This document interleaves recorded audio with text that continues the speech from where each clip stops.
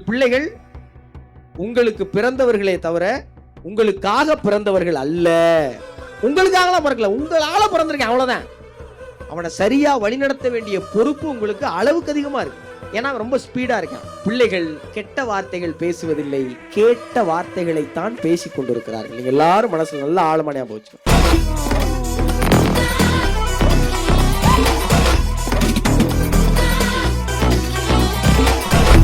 மதிப்பெண் மதிப்பெண் மதிப்பெண்ணை தேடி ஓடிக்கிட்டு இருக்கிறா.